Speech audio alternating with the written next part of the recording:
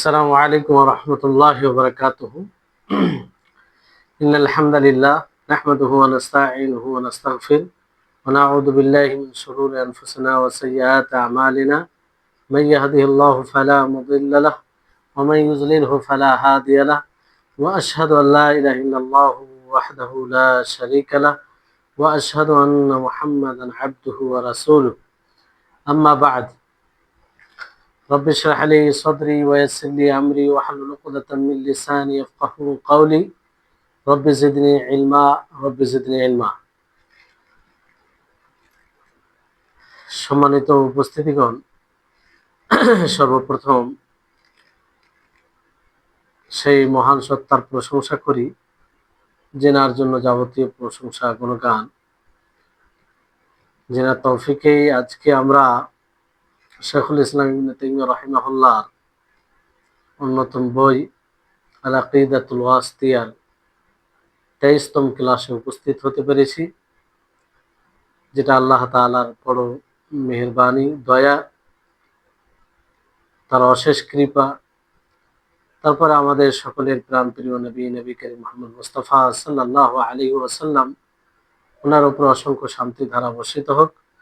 আল্লাহুম্মা সাল্লি আলাইহি আল্লাহুম্মা বারিক আলাইহি। আমাদের চলমান কথা ছিল, সুন্নাহ নিয়ে কথা শুরু হয়েছিল, যে পরবর্তীতে সুন্নাহ, রাসূল সাল্লাল্লাহু আলাইহি ওয়াসাল্লামের সুন্নাহ, সে বিষয়ে কয়েকটি কথা বলা হয়েছিল।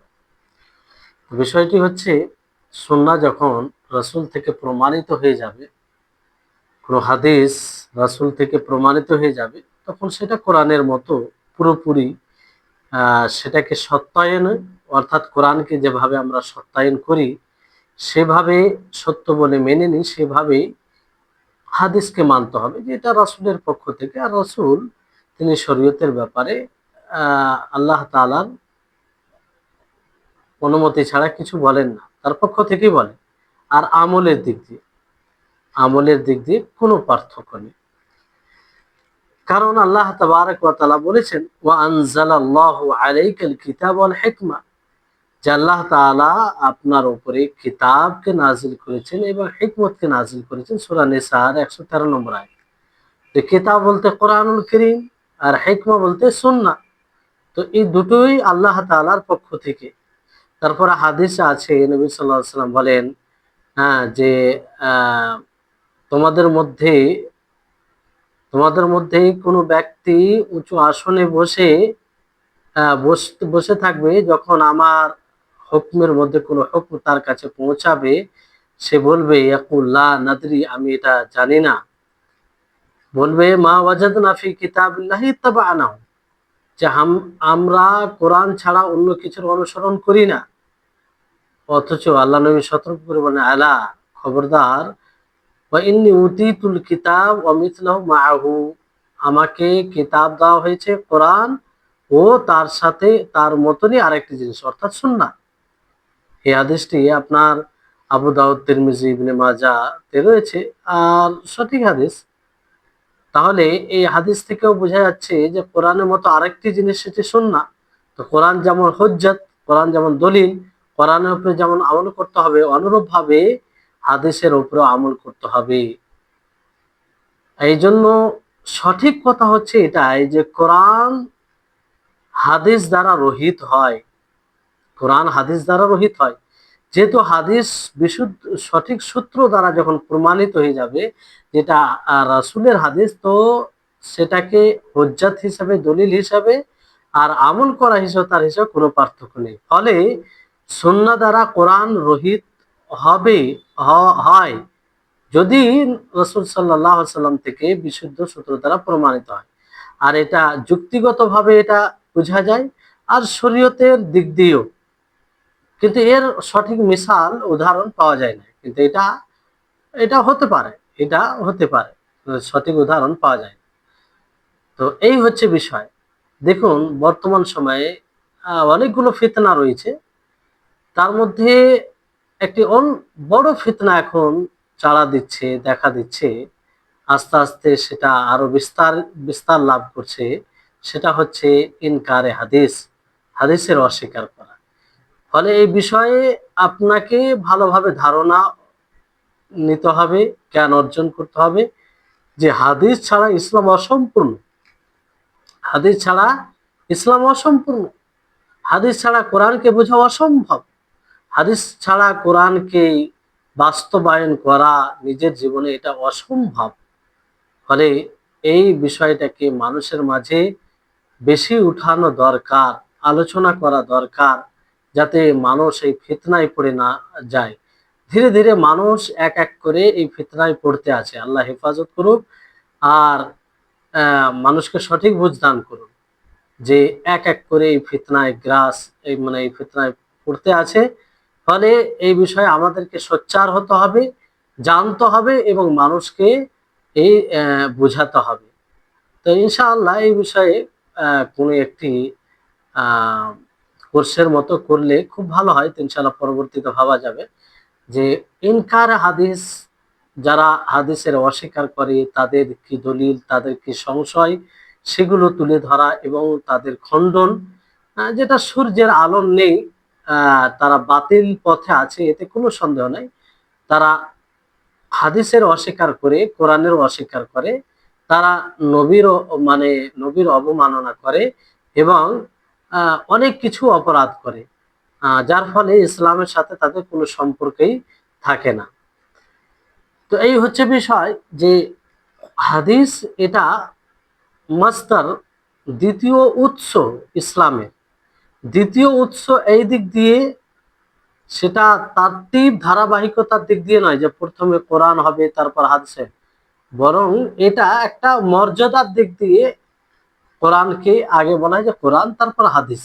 বাকি যখন প্রমাণ হয়ে যাবে হাদিস, তখন কোনো পার্থক্য নেই যে এটা কোরআনের এটা হাদিসের, কোনো পার্থক্য আমল করতে গিয়ে করা যাবে না, কিংবা হুজ্জাত দলিল দিতে গিয়ে কোনো করা যাবে না পার্থক্য। জি। তো লেখক রাহিমাহুল্লাহ তিনি বলেন যে সুন্নাহ কোরআনের তাফসীর করে, সুন্নাহ মানে হাদিস কোরআনের ব্যাখ্যা বিশ্লেষণ করে এবং কোরআনকে সুস্পষ্ট করে। কোনো জায়গায় উজ্জ্ব থাকলে মানুষের নিকটে কোরআন আসলে উজ্জ্ব বিষয় নয়, আর সেটা প্রতীয়মান হয় এবং অন্য কিছুও নিয়ে আসে। হ্যাঁ, তো যেমন কোরআনের ব্যাখ্যা করে যে কোরআন কোনো জায়গায় কিছু বলা হয়েছে, তো সেটা থেকে আসলে আল্লাহ তাআলা কি বলতে চেয়েছেন এটা হাদিসে এর বিবরণ রয়েছে। যেমন একটি আয়াত আপনারা পূর্বে পড়েছেন যে আল্লাহ তাবারক ওয়া তাআলা সূরা ইউনূসে বলেন লিল্লাযীনা আহসানুল হুসনা ওয়া জিয়াদা, যে যারা ভালো কাজ করে তাদের জন্য হুসনা জান্নাত রয়েছে, আর জিয়াদা, জিয়াদার তাফসীর ব্যাখ্যা নবী করিম মুহাম্মদ সাল্লাল্লাহু আলাইহি ওয়াসাল্লাম নিজেই আল্লাহ তাআলার দিদার দিয়ে করেছেন। জিয়াদা বলতে আল্লাহ তাআলার দিদার করবেন, আল্লাহ তাআলার দর্শন করবেন। তাহলে দেখুন সুন্নাহ দ্বারা আয়াতের ব্যাখ্যা হলো, সুন্নাহ দ্বারা আয়াতের ব্যাখ্যা হলো। অনুরূপভাবে আরেকটি আয়াত আছে সূরা আনফালের 60 নম্বর আয়াত, তাতেও আল্লাহ তাআলা কি বলছেন ওয়াইদু লাহুম মাসতাতা'তুম মিন কুওয়া, যে তোমরা প্রস্তুতি নাও তাদের জন্য যতটা সাধ্য রাখে। কুওয়া, এখানে কুওয়া বলতে কি, নবী করিম মুহাম্মদ সাল্লাল্লাহু আলাইহি ওয়াসাল্লাম এর ব্যাখ্যা করতে গিয়ে বলেন আলা ইন্নাল কুওয়া আর রামি, আলা ইন্নাল কুওয়া আর রামি, যে কুওয়া বলতে তীর আন্দাজ, তীর বাজি মানে তীর চালার প্রতি পারদর্শী হওয়া, এটাকে বোঝানো হয়েছে। তো এটা নবী সাল্লাল্লাহু আলাইহি ওয়াসাল্লাম ব্যাখ্যা করেছেন, তো সুন্নাহ দ্বারাই ব্যাখ্যা হলো।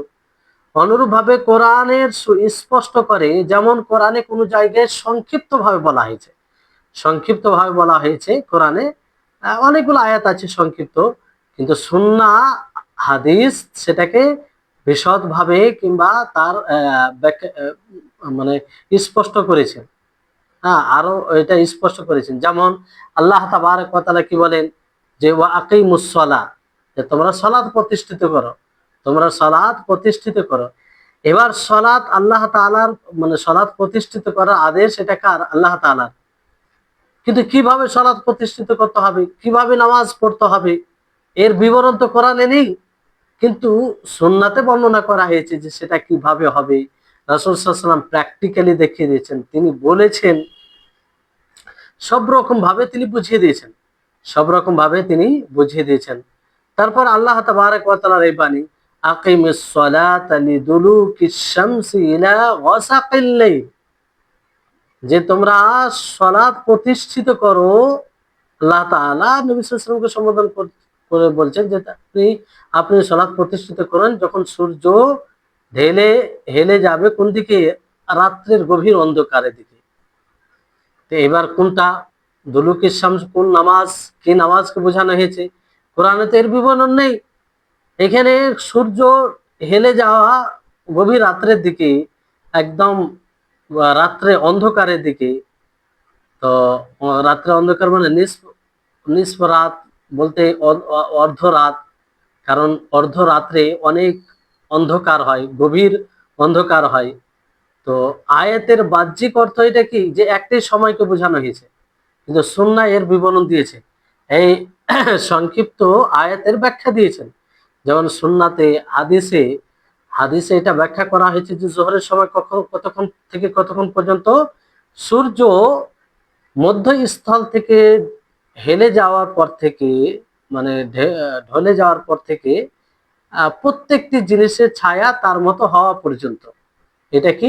জোহরের সময়। তো সুন্নাহ ব্যাখ্যা করলো, হাদিস ব্যাখ্যা করলো। আর আসরের সময় কি, যে প্রত্যেকটা জিনিসের ছায়া যখন আহ মানে সেই একটা একটা জিনিসের বরাবর হয়ে যাবে ছায়া, তারপরে আসরের সময় শুরু হয়ে যাবে, আসরের সময় শুরু হয়ে যাবে। তো আসরের সময় শুরু হবে কতক্ষণ পর্যন্ত? সূর্য হলুদ হওয়া পর্যন্ত, এটা ইখতিয়ারি সময় থাকে। তারপরে অস্তমিত হওয়া পর্যন্ত, এটা একদম শেষের সময়, বাধ্যগত সময়। তো এটা হচ্ছে সুন্নাহ দ্বারা এটা স্পষ্ট করা হয়েছে। মাগরিবের কি বলা হয়েছে, যে সূর্য অস্তমিত হওয়া থেকে নিয়ে যে একটা আকাশে লালি দেখা দেয়, মানে সেই পর্যন্ত থাকে। আর এশারের ওই আকাশে যে একটা লালি দেখা দেয়, লাল কি দাগের মতো ওইরকম আকাশে, যারা দেখে ঠিক বুঝতে পারবে, অর্ধ রাত পর্যন্ত এশার সময় থাকে। আর এখানে কোনো নেই, তবে এই বিষয়ে দ্বিমত আছে আলিমদের মাঝে। ইবনে উসাইম রাহিমাহুল্লাহ আরো কিছু ওলামাগণ বলেছেন যে এশার সময়, শেষ সময় হচ্ছে অর্ধরাত, তারপরে আর এশার সময় থাকে না। তো ফলে ওই ক্ষেত্রে যদি এটাকে মানা যায় অর্ধরাত পর্যন্ত, যদি কোনো মহিলা মাসিক অবস্থায় থাকে, অর্থাৎ ঋতুবতী হয়, আর সে অর্ধরাত্রে পবিত্রতা অর্জন করে, পবিত্রতা বলতে তার মাসিক বন্ধ হয়ে যায়, মানে হায়েজ যেটা ঋতু, সেটা বন্ধ হয়ে যায়, তাহলে তার উপরে আর এশার নামাজ ফরজ হবে না, মানে ওয়াজিব হবে না, না মাগরিবের, কারণ সেটা পার হয়ে গেছে, অর্ধরাত পর্যন্ত ছিল, অর্ধরাত পার হয়ে গেছে। তো এটা তারপর ফজরের সময় কি বলা হয়েছে, যে ফজর তুলু থেকে নিয়ে, ফজর উদিত হওয়া থেকে নিয়ে সূর্য উদিত হওয়া পর্যন্ত, এটা ফজরের সময়।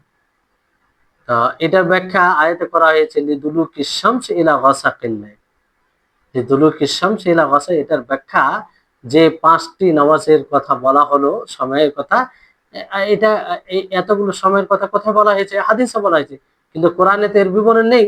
ফলে কোরআন, হাদিস কোরআনের সংক্ষিপ্ত বিষয়কে সেটা স্পষ্ট করে, সেটা আরো বিশদভাবে বর্ণনা করে। আর ফজরের সময়টা একটি ভিন্ন, সময় লাগালাগি নয়, বা কোরআন আল ফজর এই জন্য বলা হয়েছে, লাগালাগি নয়। হ্যাঁ, এই ক্ষেত্রে এশার আর ফজরের সময়ের সাথে লাগা হতে পারে, আলাদা আলাদা হবে। এই হচ্ছে, এখান থেকে আপনারা আশা করি বুঝতে পারবেন। অনুরূপ ভাবে আল্লাহ তাবারক ওয়া তাআলা কোরআনে যেমন বলেছেন, ওয়াতুজ যাকাত, তোমরা যাকাত দাও। যাকাতটা কিভাবে দিবে? কত মালে কত টাকা দেবে, কাকে দেবে, কোন শ্রেণীর মানুষ, কোন শ্রেণীর মানুষ তো বলা হয়েছে, কোরআনে বলা হয়েছে আট আট শ্রেণীর লোক রয়েছে। ইন্নামাস সাদাকাতু লিল ফুকারা, এই আয়াত সূরা তাওবাতে রয়েছে। কিন্তু কখন দিবে এটা? এই ফরজটা কখন হবে? সবাইকে দিবে? যে 10 টাকার মালিক সেও কি দিবে? যে 100 টাকার মালিক সেও কি দিবে? না এর নির্ধারিত পরিমাণ আছে?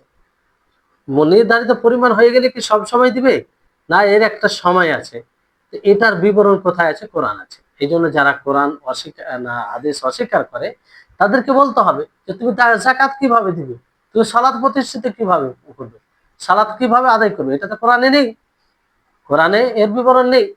তো এই জায়গায় তারা মানে হতভম্ব হয়, কিংবা আসলে কোরআনকে শরীয়ত থেকে দূরে থাকার একটা পথ শয়তান তৈরি করে দিয়েছে।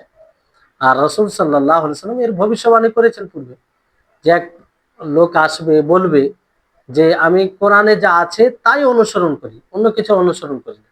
আল্লাহ নবী হাদিস অস্বীকারীদের ভবিষ্যবাণী পূর্বেই করে গেছেন। ফলে এই ফিতনা থেকে মানে সাবধান থাকতে হবে, কোনোভাবে যেন এই ফিতনা আমাদেরকে গ্রাস না করে। এই ফিতনা গ্রাস করলে আমাদের দিন, ইমান, আখেরাত সব নষ্ট হয়ে যাবে, সব নষ্ট হয়ে যাবে। আর মানুষকেও এই ব্যাপারে সতর্ক করতে হবে। এই ফিতনা আস্তে আস্তে বেড়েই যাচ্ছে, আল্লাহুল মুস্তাআন। তারপরে তাদুলুব মানে এই কোরআনের হাদিস, কোরআনের মানে একটা গাইড করে, কোরআনের গাইড বলতে কোরআনের দিক, যে হয়তো কোনো জায়গায় তাফসিরের দরকার আছে তাফসির করে, কোনো জায়গায় স্পষ্ট করা বিষয় আছে স্পষ্ট করে, আর কোরআনে হয়তো কোনো বিষয় নেই কিন্তু সেটা হাদিসে থাকে। তো কোরআন সুন্নাহ কোরআনের ব্যাখ্যাও করে আর কোরআনের স্পষ্ট করে। কোরআনের যেগুলো হয়তো কোরআন নেই সেগুলো মানে হাদিসে আছে। এটা একটা কোরআনের ব্যাখ্যা যে কোরআনে নেই কিন্তু হাদিসে আছে। অনেক বিষয় রয়েছে যেটা হয়তো কোরআন নেই কিন্তু হাদিসে রয়েছে। তো এই হচ্ছে বিষয়। আর রাসূল সাল্লাল্লাহু আলাইহি সাল্লাম তিনি যে হাদিস বলেছেন, হাদিস মানে তার কথা, তার কর্ম, তার সমর্থন। তো এটা তার মানে এটা সকল মানুষের জন্য দলিল, এটা শরীয়ত। আর এটার অনুসরণ করতে হবে। যেমন আমরা কোরআনের অনুসরণ করি, কোরআনের কেন অনুসরণ করি? যে কোরআন আল্লাহ তাআলার বাণী, কোরআনের অনুসরণ করা বা আল্লাহ তাআলার অনুসরণ করা। কিন্তু সেই কোরআনে তো বলা হয়েছে যে রাসূলের অনুসরণ করতে হবে। রাসূলের অনুসরণ করা মূলত আল্লাহ তাআলার অনুসরণ করা। আল্লাহ তাআলা বলেন, কি বলেন, মাইয়ুতি আর-রাসূল ফাকাদ আতা, যে ব্যক্তি রাসূলের অনুসরণ করলো সে মূলত কার অনুসরণ করলো?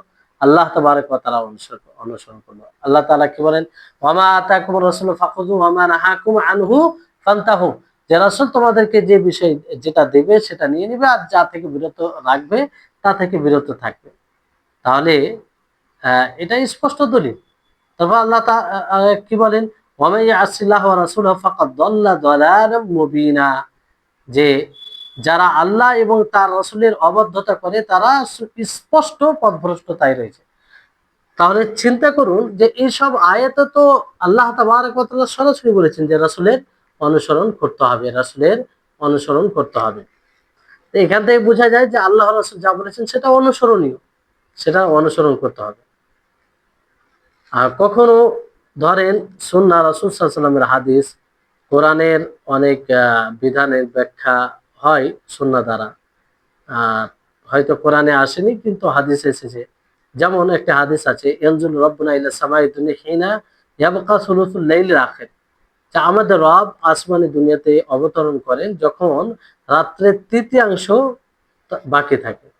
কিন্তু এটা কোরআনে নেই, কোরআনে নাই, হাদিসে আছে। তার জন্য কি আমরা পার্থক্য করব, এটার উপরে ঈমান নিয়ে আসবো না? না, ঈমান নিয়ে আসতে হবে। কোরআনে হাদিস যদি বিশুদ্ধ সূত্র দ্বারা প্রমাণিত হয়ে যায় তাহলে তার উপরে ঈমান নিয়ে আসতে হবে। তো এই হিসাবে যদি দেখা যায়, তো সুন্নাহ কোরআনের সাথে চার প্রকার, সুন্নাহ কোরআনের সাথে চার প্রকার, মানে কোরআনের সাথে যে বিষয়টি থাকে, হয় সুন্নাহ কোরআনে তাফসীর করবে, মুশকিল যেগুলো জটিল তার তাফসীর ব্যাখ্যা করবে, হয় সুন্নাহ হাদিস কোরআনে যেগুলো সংক্ষিপ্ত বিষয় আছে তার সেটা সুস্পষ্ট করবে, না হয় সুন্নাহ কোরআনে কোনো জিনিসের উপরে প্রতীয়মান হবে, সেটাও দলিল হবে ওই পক্ষে, আর না হয় কোনো নতুন জিনিস নিয়ে আসবে যেটা কোরআনে নেই কিন্তু হাদিসে আছে। এই চারটি বিষয়ের মধ্যে কোনো একটি বিষয় তো হবে, কোনো একটি বিষয় হতেই হবে। জি।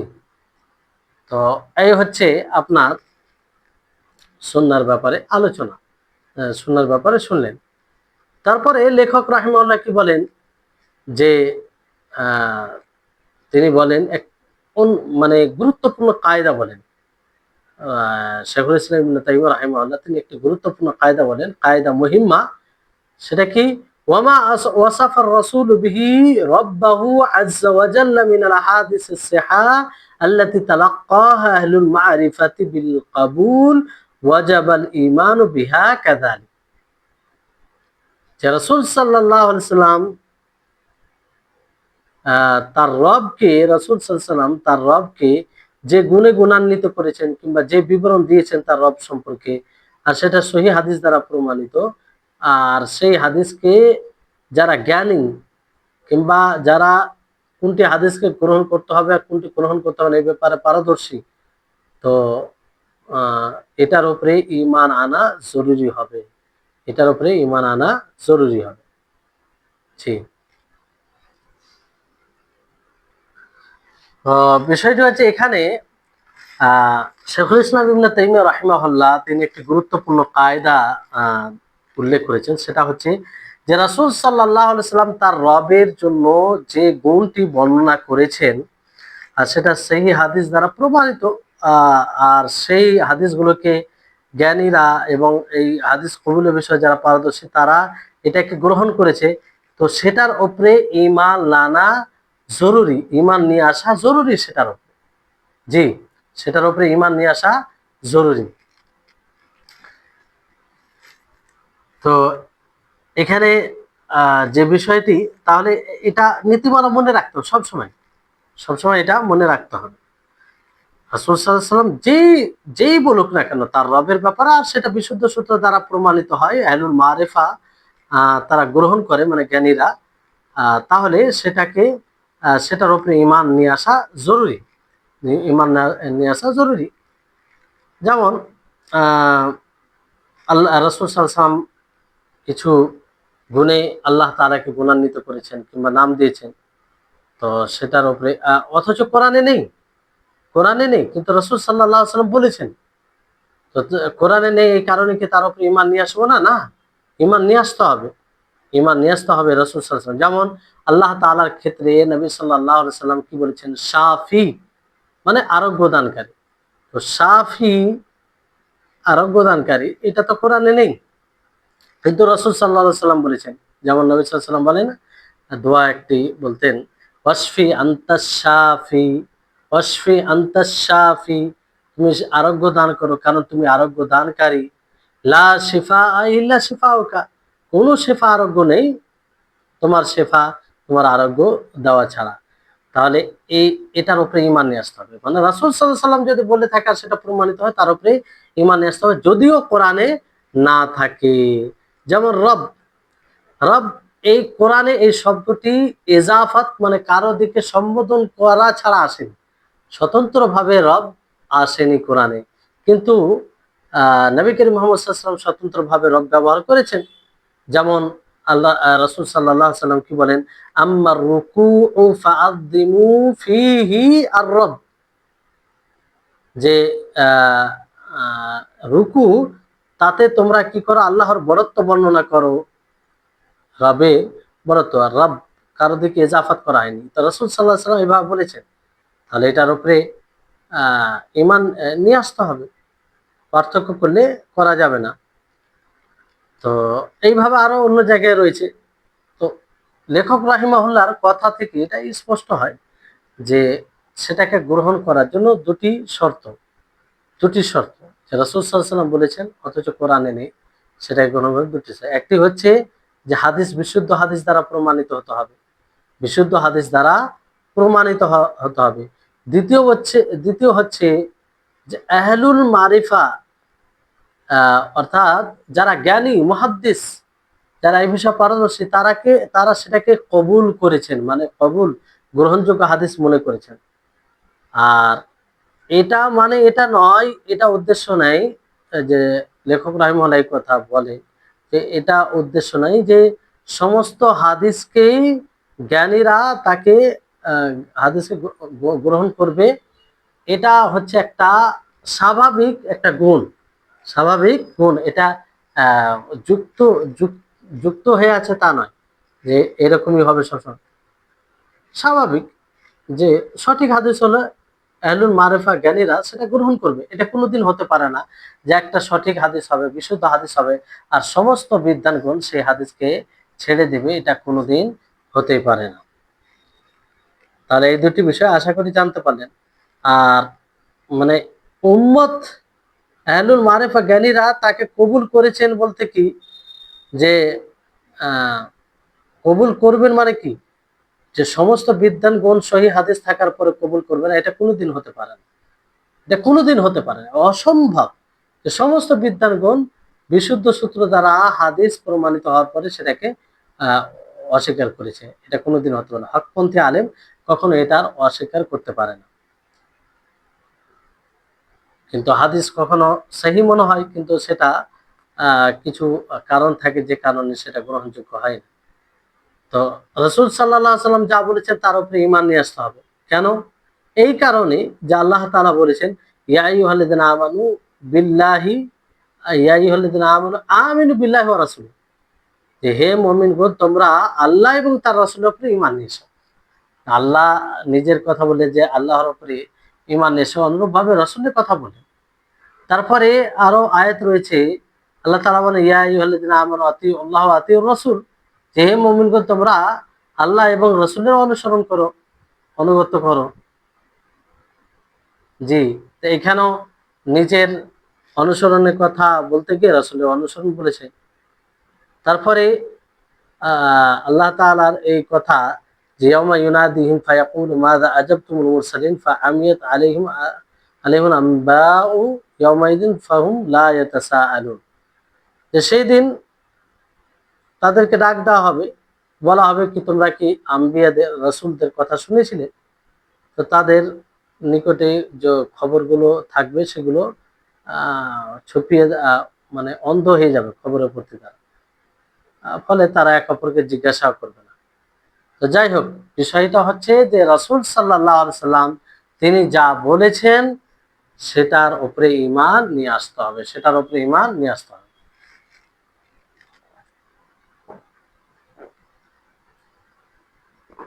জি, তো এই হচ্ছে বিষয়। এবার আহলুস সুন্নাহ ওয়াল জামাতের বিরুদ্ধে যারা যায়, বিদআতপন্থী যারা রয়েছে, আর তারা মানে এটাকে না মানার কারণে এটাকে মানে না, তার মানে এই আকীদা পোষণ করে না। ফলে তারা দুটো দুটো বড় কারণ থাকে তাদের। তারা প্রবৃত্তির এর উপরে এটা থাকে, আর সেটা কি, হয় তারা মিথ্যা প্রতিপন্ন করবে, না হয় পরিবর্তন করবে। মানে সরাসরি তো বলে না যে এটা মানবো না আমরা, তো এটাকে কি করবে, পরিবর্তন করবে, না হয় সেটা মিথ্যা প্রতিপন্ন করবে। যেমন তারা একটি কায়দা মানে একটা তৈরি করে নিল, যে যেগুলো আখবারুল আহাদ, আহাদ হাদিস, সেগুলো গ্রহণ করা যাবে না আকীদায়। আহাদ বলতে মুতাওয়াতির নয়, মুতাওয়াতির বলতে এমন সংখ্যা বর্ণনা করা যেটাকে মিথ্যা বলা যাবে না। মিথ্যা বলা সম্ভব নয়, কিন্তু মিথ্যা বলা খুব জটিল।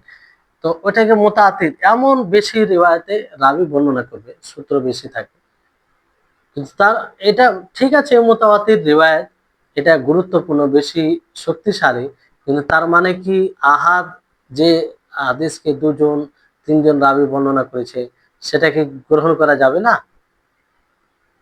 যাবে, কিন্তু আহ তারা মানে এটা থেকে বের হওয়ার উৎস বানিয়ে তারা এটাকে মানতে চায় না। এই জন্য ইবনুল কাইয়িম রাহিমাহুল্লাহ তিনি স্পষ্ট করেছেন যে তাদের এই কথা যে আহ মিথ্যা প্রতিপন্ন মানে তাদের এই কথা যেটা বলা হলো যে আখবারুল আহাদ, আহাদ খবর, এটা কবুল হবে না আকীদার ক্ষেত্রে। আকীদার ক্ষেত্রে এটা এটা রদ খণ্ডন ইবনুল কাইয়িম রাহিমাহুল্লাহ তিনি করেছেন, তিনি যথেষ্ট এর খণ্ডন করেছেন। তো আহলুস সুন্নাহ ওয়াল জামাআহ কি বলেন এই বিষয়ে? আহলুস সুন্নাহ ওয়াল জামাআহ এই বিষয়ে বলেন যে রাসূল সাল্লাল্লাহু আলাইহি সাল্লাম থেকে যা প্রমাণিত, সেটা যে কোনো বিষয়ে হোক, সেটা মানা জরুরি, সেটা মানা জরুরি, আর সেটাকে গ্রহণ করা জরুরি হবে। এর থেকে বের হওয়া যাবে না, সেটাকে জরুরি হিসাবে কবুল করতে হবে, গ্রহণ করতে হবে। আর যেমন আমরা কোরআনে ঈমান নিয়ে আসি, কোরআনে ঈমান নিয়ে আসি, ওইভাবে হাদিসের উপরেও যদি সঠিকভাবে প্রমাণিত হয়ে যায় তার উপরে ঈমান নিয়ে আসতে হবে। কোনো রকম পরিবর্তন কিংবা তার ধরন কিংবা তার সাদৃশ্য কিংবা তার উপমা দেওয়া, এগুলো করা যাবে না, উপমা দেওয়া যাবে না। তারপরে আহাদিস, হাদিসের দ্বারা যেগুলো প্রমাণিত আল্লাহ তাআলার সিফাত রয়েছে সেগুলো মানে আলোচনা শুরু হচ্ছে হাদিস দ্বারা প্রমাণিত। যেমন যেগুলো কোরআনে হয়তো নেই, এই জন্য ভূমিকা স্বরূপ সব বলা হলো আপনাদেরকে। কোরআনে, কোরআন যেমন হুজ্জাত তা দ্বারা নেওয়া হয়, দলিল দেওয়া হয়, অনুরূপভাবে হাদিস, হাদিস দিয়েও দেওয়া হবে। যেমন কোরআন থেকে প্রমাণিত হলে আমল করি, কোনো মানে সেটা বড় গুরুত্বের সাথে, অনুরূপভাবে হাদিস থেকে প্রমাণিত হয়ে গেলে, হাদিসটা যদি সঠিক এটা প্রমাণিত হয়ে যায়, তাহলে সেই রকমই গুরুত্ব দিতে হবে। এখানে প্রথম হাদিস যেটা নিয়ে আসা হয়েছে যে আল্লাহ তাবারক ওয়া তাআলার অবতরণ আসমানি দুনিয়া, আসমানি দুনিয়াতে। দেখুন, এই সিফাত, এটা বাস্তব সিফাত, কারণ হাদিস দ্বারা প্রমাণিত। নবী করিম মুহাম্মদ সাল্লাল্লাহু আলাইহি ওয়াসাল্লাম তিনি বলেন যে ইয়ানজিলু রাব্বুনা ইলা সামাই দুনিয়া কুল্লা লাইলা হিনা ইয়াবকা সুলুসুল লাইলিল আখির ফায়াকুলু মান ইয়াদউনি ফাআস্তাজিবু লাহু মান ইয়াসআলুনি ফাউতিয়াহু মান ইস্তাগফিরুনি ফাআগফির লাহু। সহিহ বুখারী, সহিহ মুসলিমের হাদিস। যে আল্লাহ তাবারক আল্লাহ নবী মুহাম্মদ সাল্লাল্লাহু আলাইহি ওয়াসাল্লাম বলেন যে আমাদের রব প্রতিপালক সে আসমানি দুনিয়ায় অবতরণ করবেন প্রত্যেক রাত্রে, যখন রাত শেষ রাত্রে তৃতীয়াংশ বাকি থাকে। আর সে বলবে, আল্লাহ তাআলা বলবে কি, যে এই রাত্রে উঠবে, মাইয়াদউনি, ওই রাত্রে আল্লাহ তাআলা ডাক দিয়ে বলেন মাইয়াদউনি ফাস্তাজিবু লাহু, আছে কেউ যে আমার কাছে দোয়া করবে আমি তার দোয়ায় সাড়া দেব, ডাকে সাড়া দেব। মাইয়াস আলুনি ফাউতিয়াহু, আছে কেউ যে আমার কাছে চাইবে আমি তাকে দেব। মাইয়াস্তাগফিরুনি ফাআগফির লাহু, আছে কেউ যে আমার ক্ষমা প্রার্থনা করবে, যে আমার কাছে ক্ষমা চাইবে আমি তাকে ক্ষমা করব, আমি তাকে ক্ষমা করব। তো এই হচ্ছে হাদিস। তো এই হাদিস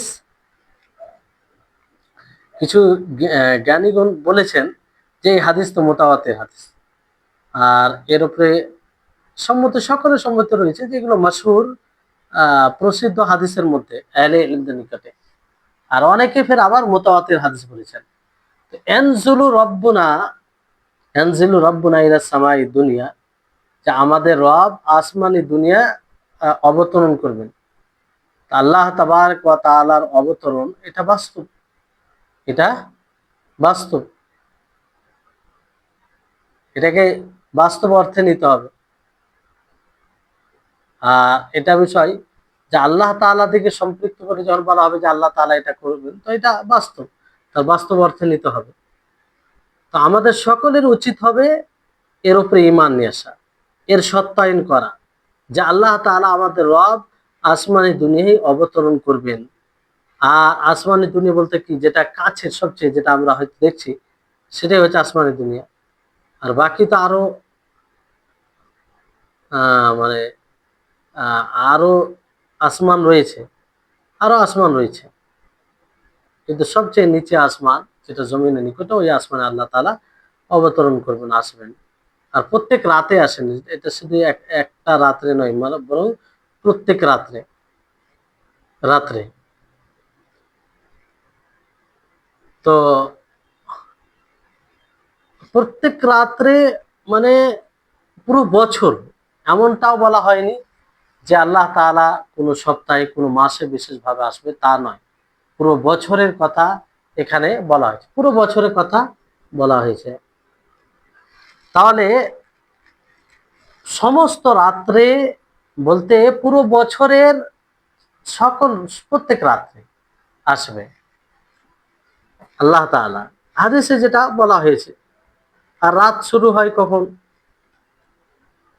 রাত শুরু হয়ে যায় সূর্য, রাতের যে প্রারম্ভিক সময় হয় যখন সূর্য অস্তমিত হয়, আহ মানে ফজর পর্যন্ত সেটা রাত্রে। শরীয়ত সম্মত যেটা রাত হচ্ছে সেটা ফজর পর্যন্ত, ফজর আগে পর্যন্ত। কিন্তু দুনিয়া হিসাবে আমরা কোনটাকে মনে করি? সূর্য উদিত হওয়া পর্যন্ত। কিন্তু শরীয়তের দিক দিয়ে রাত হচ্ছে মাগরিব থেকে নিয়ে সূর্য অস্তমিত হওয়া থেকে নিয়ে ফজর হওয়া পর্যন্ত, অর্থাৎ ফজর আজান পর্যন্ত। আজান যে যেমন ফজর হলে আজান দেওয়া হয় সেটা। তো আল্লাহ তাআলা এইভাবে বলেন মাইয়াদউনি, এটা ইস্তিফহাম, মানে মানুষকে শখ, মানুষের মধ্যে যেন চাহিদা ডাকে, চাহিদা আসে, ডাকে আল্লাহ তাআলাকে। তো এটা ইস্তিফহাম লিতাশবিক বলা হয়। মাইয়াদউনি, কে আছে এমন যে আমার কাছে দোয়া করবে? আল্লাহ তাআলা উদ্বুদ্ধ করছেন। যেমন আয়াতে আল্লাহ তাআলা বলেন যে হাল আদুল্লুকুম আলা তিজারাতিন তুনজিকুম মিন আযাবিন, আমি কি তোমাদেরকে এমন তিজারত, ব্যবসার কথা বলবো না যে ব্যবসা তোমাদেরকে যন্ত্রণাদায়ক শাস্তি থেকে নাজাত দেবে, পরিত্রাণ দেবে? তো হাল আদুল্লুকুম, উদ্বুদ্ধ করা হচ্ছে। জি।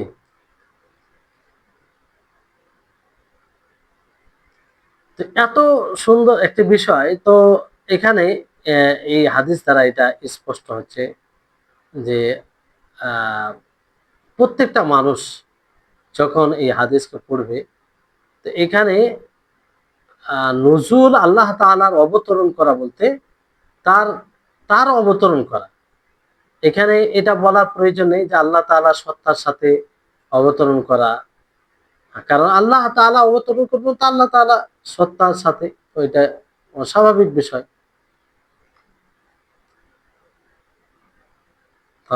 অনেকে ফের এর উল্টো ব্যাখ্যা করেছে, পরিবর্তন বিকৃতি করার চেষ্টা করেছে।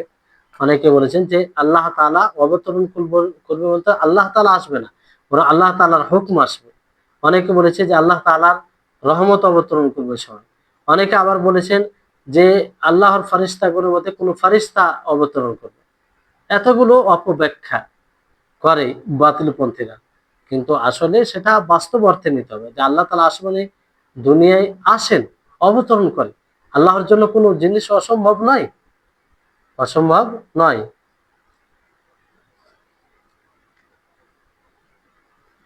আহ, যদি এই কথাটা তাদের মেনে নেওয়া যায় যে আল্লাহ তাবারক ওয়া তাআলার রহমত আসমানে দুনিয়াতে আসে যখন রাত্রের শেষ, রাত্রের তৃতীয়াংশ বাকি থাকে, তো বলুন এটা কি আশ্চর্যের বিষয় নয় যে শুধু আল্লাহ তাআলার রহমত ওই সময় আসবে, আল্লাহ তাআলা এইভাবে বলবে।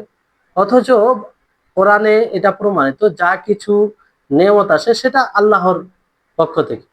তো আল্লাহর পক্ষ থেকে আসে, তো মানুষের মধ্যে ওপরে তো নিয়ামত আসতেই থাকে, আসতেই থাকে, আর সে সবগুলো আল্লাহর পক্ষ থেকে।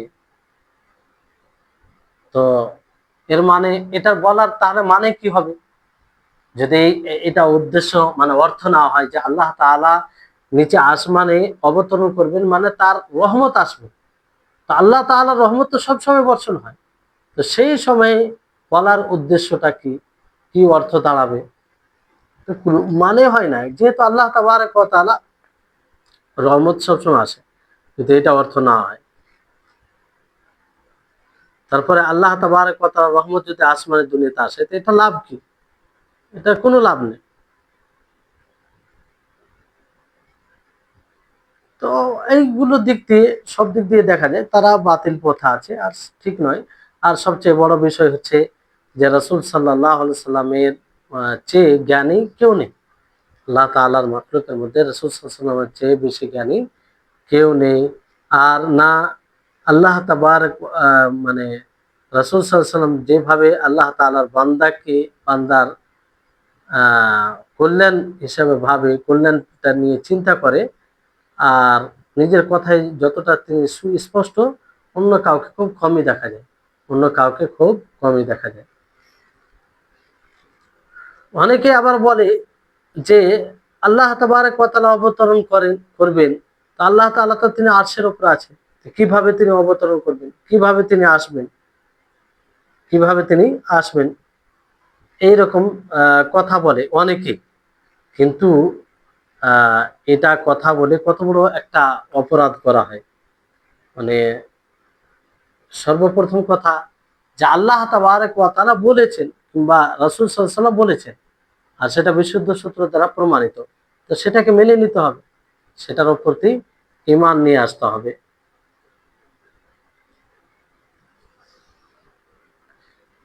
দেখেন বিষয়টি হচ্ছে যে এই যতগুলো সম্ভাবনা তারা বলে এসব কথা, তো সাহাবায়ে কেরাম রিজওয়ানুল্লাহি আলাইহিম আজমাইন আহ তিনারা তো শরীয়তকে বুঝেছেন, আর তেনারা এমনভাবে শরীয়তকে বুঝেছেন, বোঝার পরে বাস্তবায়ন করেছেন, যার ফলে আল্লাহ তাআলা তাদের প্রতি সন্তুষ্ট, তারা আল্লাহর প্রতি সন্তুষ্ট। তো তারা তো শরীয়তকে বেশি বেশি ভালোভাবে জানতেন, অথচ তারা এই সব কিছু কথাই মনে করেননি। আল্লাহর রাসূল এই হাদিস বলেছেন, তারা সঙ্গে সঙ্গে তার উপরে ঈমান এনেছে, তারা কখনো এটা ভাবেনি যে আল্লাহ তাআলা আরশের উপরে, তিনি আবার নিচে কি করে আসবেন আসমানি দুনিয়ায়। আর এটাও ভাবেনি যে রাত তো সবাই সব জায়গায় এক হয় না, কোনো জায়গায় রাত্রের শেষ শেষ রাত্রের তৃতীয়াংশ মানে যখন বাকি থাকবে, তো ভিন্ন ভিন্ন সময় হতে পারে। তো আল্লাহ তাআলা কি এভাবে অবতরণ করতেই থাকেন, এটা তো এইরকম যে সম্ভাবনা গুলো ভাবে, এগুলো তো তখনও ভাবার মানে দিক ছিল, মানে কারণ ছিল। তারপরে সাহাবায়ে কেরাম কি ভেবেছিলেন? ভাবেননি, এরকম কোনো প্রশ্নই করেনি। বরং তারা এক বাক্যে ঈমান এনেছিল, এক বাক্যে তারা ঈমান এনেছিল, এক বাক্যে ঈমান এনেছিল। আর সর্বোপরি আহ মানে আল্লাহ তাবারক ওয়া তাআলার জন্য কি উপযুক্ত সাহাবায়ে কেরাম বুঝতেন, ফলে এর ব্যাপারে প্রশ্নই করতেন না। এক কথা আল্লাহ নবী বলেছেন, তো বাস সেটা বাস্তব, সেটা কিন্তু সেটা কিভাবে হবে, কি করে হবে, তার মানে ধরন আমরা জানি না, সে ব্যাপারে বলেন। সাহাবায়ে কেরামদের নিকটে এগুলো আসতো, তো তারা কি বলতেন, সামি'না ওয়া আমান্না ওয়া কাবিলনা ওয়া সাদ্দাকনা, যে আমরা শুনলাম এবং ঈমান আনলাম, গ্রহণ করলাম, আর তার তাসদীক করলাম। এই ছিল সাহাবায়ে কেরামদের নীতি। রাসূল সাল্লাল্লাহু আলাইহি সাল্লাম থেকে আসা মানে সেটা মিথ্যার কোনো নেই, সেটাকে মেনে নিতে হবে। ওইভাবে আমাদেরকে ঈমান আনতে হবে, কিন্তু যারা মুখালিফ বিরোধী, তারা বলে যে আসবেন আল্লাহ, আল্লাহ নবী বলছেন যে তিনি আসমানি দুনিয়া আসবেন, কিন্তু যারা বিপক্ষে কিংবা এটার উপরে ঈমান আনে না, তারা বলে কেমন করে আসবেন, এটা অযৌক্তিক না, এটা কোনো যুক্তির মধ্যে আসে না, কেমন করে আসবে, কেন এটা আমরা বলবো। আল্লাহ নবী বলেছেন যে আসবেন, তিনি অবতরণ করবেন, বাস এতটুকুই যথেষ্ট। তার উপরে প্রশ্ন করা যে কেমন করে আসবেন, কি করে এটা, এই করলে এই হয়ে যাবে, কিংবা এরকম কথা চলে আসে, তাহলে এই ভাবনা কিংবা এরকম এটাকে প্রাধান্য দেওয়া, এর মানে এটা যে রাসূল থেকে আহ, বেশি জেনে গেছে। তো এই হচ্ছে, তারপরে বিষয়টি হচ্ছে যে আল্লাহ তাবারক ওয়া তাআলা আসমানের দুনিয়াতে আসেন, তো সেই ক্ষেত্রে তেনার আরশ কি খালি হয়ে যায়, না খালি হয় না, কারণ আল্লাহ তাবারক ওয়া তাআলা তিনি সুউচ্চ, সবসময় সুউচ্চ। আর রহমান আলাল আরশিস তাওয়া। এক কথাই মনে রাখতে হবে যে এগুলো সব বাস্তব অর্থের উপরে, কিন্তু সেটা মাখলুকের সাথে আমরা উপমা দিতে পারি না, মাখলুকের মতো সেটা আমরা বলতে পারি না, কখনো না, মাখলুকের মতো আমরা বলতে পারি না। আর আল্লাহ তাবারক ওয়া তাআলা যে আরশের উপরে উঠেছেন, এটাও আল্লাহ তাআলার ফেলি সিফাত, মানে গুণ, জাতির সত্তাগত গুণ নয়। অনুরূপভাবে আল্লাহ তাআলা যে অবতরণ করবেন, এটাও আল্লাহ তাআলার ফেলি বলতে কর্মগত এটা গুণ, সত্তাগত গুণ নয়। তা আল্লাহ তাআলা এগুলো যখন ইচ্ছা তখন করেন। আল্লাহ তাআলা আরশের উপরে থেকেও এটা সম্ভব, কিন্তু কিভাবে সম্ভব সেটা আল্লাহ জানে। আল্লাহ তাআলার জন্য কোনো জিনিস অসম্ভব নয়, কোনো জিনিস অসম্ভব নয়। আর শেখুল ইসলাম ইবনে তাইমিয়া রাহিমাহুল্লাহ তিনি স্পষ্ট করেছেন যে আরশ কখনো খালি হয় না, আরশের উপরে আল্লাহ তাআলা থাকেন, হ্যাঁ, উঠেছেন তিনি, এটা সুনিশ্চিত, আর এটা মহকাম। আর বাকি যে আল্লাহ তাআলার অবতরণ করা কিংবা আরো কোনো গুণ যেগুলো আছে সেগুলোকে কেন্দ্র করে আমরা মাখলুকের গুণের সাথে কিয়াস করতে পারি না। আমরা এই জিনিসটা কেন ভাবি যে আল্লাহ তাআলা কেমন করে অবতরণ করবে, তিনি তো আরশের উপরে আছে। তো এটা কখন, যখন আমরা তার গুণকে মাখলুকের গুণের সাথে উপমা দিই, তার গুণকে মাখলুকের গুণের মতো করি, তখনই এটা হয়, তখনই এটা হয়। কিন্তু আল্লাহ তাআলার গুণ যতগুলো আছে সেটা যখন আমরা তার জন্যই সাব্যস্ত করব এবং এইভাবে ছেড়ে দেব আমরা যে এই গুণটি আল্লাহ তাআলা আছে, কিন্তু কেমন ভাবে সেটা হয় সেটা আল্লাহ তাআলাই ভালো জানে, সেটা আল্লাহ তাআলাই ভালো জানে, তাহলে এতে নিরাপত্তা রয়েছে। এতে কি রয়েছে? নিরাপত্তা রয়েছে।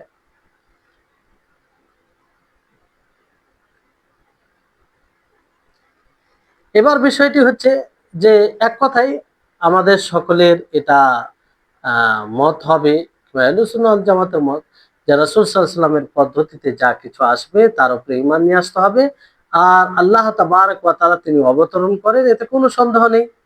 হ্যাঁ, আর যদি যারা এই ব্যাখ্যা দিয়েছে যে এখানে আল্লাহ তাআলা অবতরণ করে মানে তার ফারিস্তা অবতরণ করা, আচ্ছা বলুন তো, যদি ফারিস্তা অবতরণ করে তো এই কথা বলবে, ফারিস্তা বলবে যে মাইয়াদুনি ফাস্তাজিব, যে তোমরা আমার কাছে দোয়া করো আমি তোমাদের দোয়া কবুল করব, কবুল করব, এই বাক্য কি বলতো তারা? কখনো না, এটা বলতো না। তার মানে কি এটা, এই কথা তাদের বাতিল, সঠিক নয়, এটা সঠিক নয়। তো এই হাদিস থেকে, যে হাদিসটা ইয়ানজুলু রাব্বুনা ইলা সামাই দুনিয়া, এই হাদিসটা থেকে বেশ কয়েকটি উপকারিতা বের হয়। সেটা হচ্ছে যে আল্লাহ তাআলা তিনি সুউচ্চ, তার প্রমাণ। নুজুল অবতরণ করা মানে উপর থেকে নিচে নামা। তো এটা থেকে স্পষ্ট হচ্ছে যে আল্লাহ তাআলা সুউচ্চ, এটা বৈশিষ্ট্য রয়েছে। দ্বিতীয় হচ্ছে যে উম এখান থেকে বোঝা যাচ্ছে যে আল্লাহ তাবারক ওয়া তাআলা কিছু কর্মগত গুণ আছে আর কিছু সত্তাগত, সত্তাগত কর্মগত কিছু নাই। আফওয়ান, এইভাবে বলা ঠিক হবে না। আল্লাহ তাআলা যতগুলো গুণ আছে তার মধ্যে কর্মগত গুণ আর সত্তাগত গুণ। তো কর্মগত গুণ এটা প্রমাণিত হচ্ছে আল্লাহ তাআলা যখন ইচ্ছার সাথে যেটা সম্পর্ক হবে এটাই কর্মগত গুণ, না সিফাতুল ফেলিয়া। যেমন আল্লাহ তাআলা অবতরণ করেন, আল্লাহ তাআলা আমাদের রব অবতরণ করেন, এটা কর্মগত গুণ। তারপরে এই হাদিস থেকে এটাও স্পষ্ট হয় যে আল্লাহ তাআলা কথা বলেন, কথা বলেন। ইয়াকুলু শব্দ আছে না হাদিসে, তার মানে কি আল্লাহ তাআলা কথা বলেন। আর ইয়াকুলু মানে বলা। আল্লাহ তাআলা কথা বলেন, এর প্রমাণ এখান থেকেই হচ্ছে। তারপরে আল্লাহ তাবারক ওয়া তাআলা দয়া করেন, তিনি সহানুভূতি করেন। হাদিস দ্বারা স্পষ্ট। আল্লাহ তাআলা কি বলেন, মাইয়াদউনি, তিনি ডাক দিয়ে বলেন, অথচ তিনি আমাদেরকে ডাক দেওয়া দরকার, আমরাই আল্লাহ তাআলাকে ডাকবো। কিন্তু আল্লাহ তাআলা কতটা মানে বান্দার প্রতি তিনি বান্দাকে ভালোবাসে যে তিনি ডাক দেন, যাতে তার ডাকে সাড়া দিয়ে নিজেকে ধন্য করে। এই হচ্ছে বিষয়। আর এর উপরে যদি আমরা ঈমান নিয়ে আসি যে আল্লাহ তাবারক ওয়া তাআলা তিনি আসমানে দুনিয়া অবতরণ করেন, তো আমরা স্বাভাবিকভাবে সেই সময়টাকে অতি মূল্যবান মনে করব, সেই সময়টাকে আমরা কাজে লাগাবো যদি আমরা এর উপরে সঠিকভাবে ঈমান নিয়ে আসি তাহলে। আর এটা খুব সুন্দর বিষয় যে ওই সময় আহ দোয়া করবে মানুষ, আল্লাহ তাআলা দোয়া কবুল করবে, আল্লাহ তাআলা নিজে ডাক দেয়, আল্লাহ তাআলা আহ বলতে থাকেন মাইয়াদউনি মাইয়াস্তাগফিরুনি। আর এটা ভঙ্গিমা হচ্ছে যে শখ, মানে চাহিদা যেন জাগে। তো আমাদের সকলের উচিত হবে এই সময়কে কাজে লাগানো, এই সময় আল্লাহর কাছে চাওয়া, এই সময়ে নিজের সমস্যার কথা তুলে ধরা আল্লাহ তাআলাকে। আল্লাহ তাআলা তার কারণ হচ্ছে আল্লাহ তাআলা নিজেই এটা মানে বান্দাকে উদ্বুদ্ধ করেছে।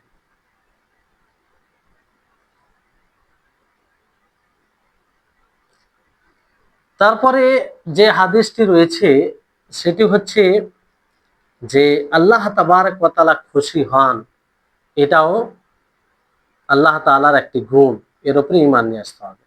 এটা হাদিস দ্বারা প্রমাণিত। যেমন ওই হাদিসটি রয়েছে, হাদিসের শব্দ হচ্ছে লাল্লাহু আশাদ্দু ফারহান বিতাওবাতি আবদিহি মিন আহাদিকুম বিরাহিলাতি। লম্বা হাদিস রয়েছে যে সে আল্লাহ তাআলা তার বান্দার তওবা থেকে অনেক খুশি হয়েছে তোমাদের মধ্যে, যখন সে মানে তার আরোহণের উপরে ছিলেন কিংবা যাই হোক। এই হাদিসটি লম্বা রয়েছে। হাদিসটি পুরো হচ্ছে এরকম যে ওই ব্যক্তি, তার সাথে একটি আরোহণকারী ছিল, আর তাতে খাবার ছিল, ঘোড়া বলতে পারেন কিংবা আর কিছু পানীয় জিনিস ছিল। তো সে হঠাৎ মানে হারিয়ে যায়, হঠাৎ হারিয়ে যায়। তো তাকে সন্ধান করতে লাগে, পায় না। সে জীবন থেকে মানে এক প্রকার নিরাশার জালে ফেসে গেল কিংবা নিরাশ হয়ে গেল। তখন সে একটি বৃক্ষের নিচে বসে আহ দোয়া করে, অপেক্ষা করে।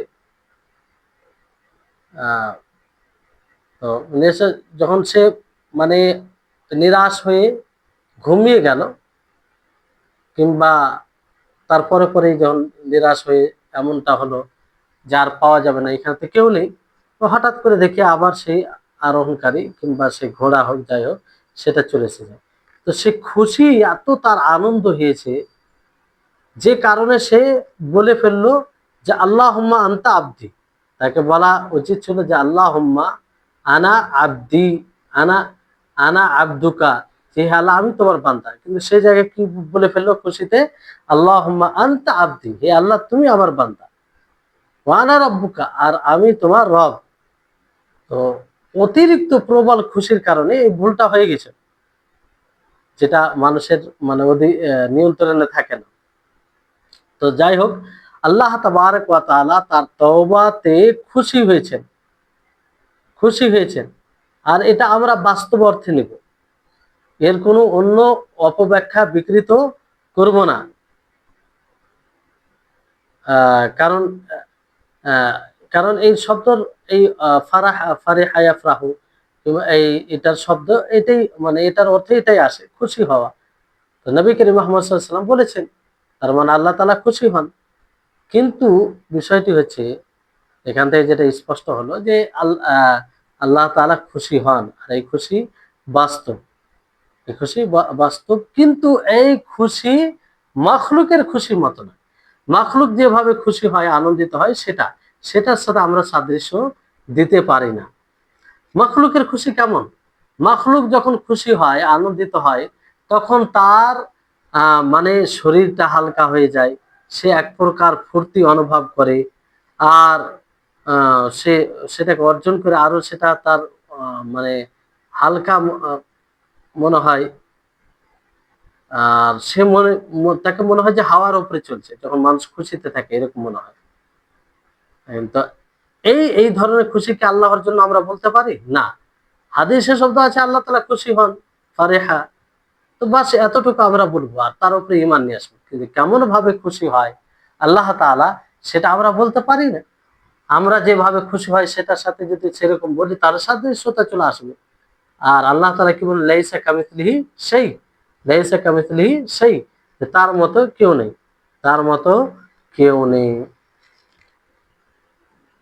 তো এক কথাই তার গুণের সাথে কারো গুণে মানে আহ তার গুণের সাথে তার গুণ যেটা আল্লাহর জন্য প্রমাণিত রয়েছে সেটাকে তারই উপযুক্ত মনে করতে হবে। আর বান্দার গুণের সাথে সেটা উপমা দেওয়া যাবে না। আর এর উপরে এইভাবে ঈমান নিয়ে আসতে হবে, কারণ আহ আল্লাহ তাবারক ওয়া তাআলা তিনি খুশি হন, আর এটা খবর দেন রাসূল সাল্লাল্লাহু আলাইহি ওয়াসাল্লাম, যিনি আল্লাহ তাআলাকে সবচেয়ে বেশি জানেন, যিনি মাখলুকের জন্য উম্মত মুহাম্মাদের জন্য সবচেয়ে বেশি কল্যাণকামী, যিনি সুস্পষ্টভাবে কথাও বলেন। জি। এখানে যেমন ধরেন অনেকেই তাবিল করতে গিয়ে এখানে কি বলেছে যে আল্লাহ তাআলা খুশি হন বলতে এটা বাস্তব খুশি নয়, বরং আল্লাহ তাআলা সওয়াব দেন। মানে আহলে তাহরিফ পরিবর্তন করে, তারা বলে যে আল্লাহ তাআলা খুশি হন না, এই খুশি থেকে উদ্দেশ্য হচ্ছে আল্লাহ তাআলা সওয়াব দেন যারা তওবাকারী তাদেরকে, কিংবা সওয়াব নেকি দেওয়ার ইচ্ছা করে, জি, নেকি দেওয়ার ইচ্ছা মানে আল্লাহ তাআলার খুশি হওয়া মানে এটা তারা ব্যাখ্যা করে। তো এটা কি ঠিক? এটা কোনো মতে ঠিক না, কোনো মতেই ঠিক নয়। হাদিসের যে কোনো শব্দ তাকে তার বাস্তব অর্থে নিতে হবে। তো বাসা আমরা এক কথায় এইভাবে ঈমান নিয়ে আসবো যে আল্লাহ তাবারাক ওয়া তাআলা যদি খুশি হন তাহলে আমরা তাকে খুশি করার চেষ্টা করব। আর যে কাজ করতে গেলে আল্লাহ তাআলা খুশি হবে সেটাই আমরা আ করার চেষ্টা করব। যদি আমরা এর উপরে দৃঢ় ঈমান নিয়ে এসে থাকি তাহলে এটা আল্লাহ লাভ। আর আমরা মানে এর উপরে ঈমান থাকলে গুনাহও করবে না। সবসময় সৎ আমল করার চেষ্টা করবে। জি। তো এই হচ্ছে বিষয়। ইনশাআল্লাহ আজকে এখান থেকেই উম সমাপ্ত করছি। ইনশাআল্লাহ আগামী ক্লাসে আ বাকি কথা হবে। আল্লাহ তাআলা আমাদের সকলকে সঠিক বুঝার তৌফিক দান করুন। আর আমাদের জন্য, আমাদের সকলের জন্য যেন এটা সহজ হয়। আর এই ইলম, এই জ্ঞান যেন দুনিয়া ও আখিরাতের আ সফলতার অন্যতম কারণ হিসাবে গ্রহণ করে, অন্যতম কারণ হয়। ওয়া আখির দাওয়ানা আনিল হামদুলিল্লাহি রাব্বিল আলামিন। আসসালামু আলাইকুম ওয়া রাহমাতুল্লাহি ওয়া বারাকাতুহু।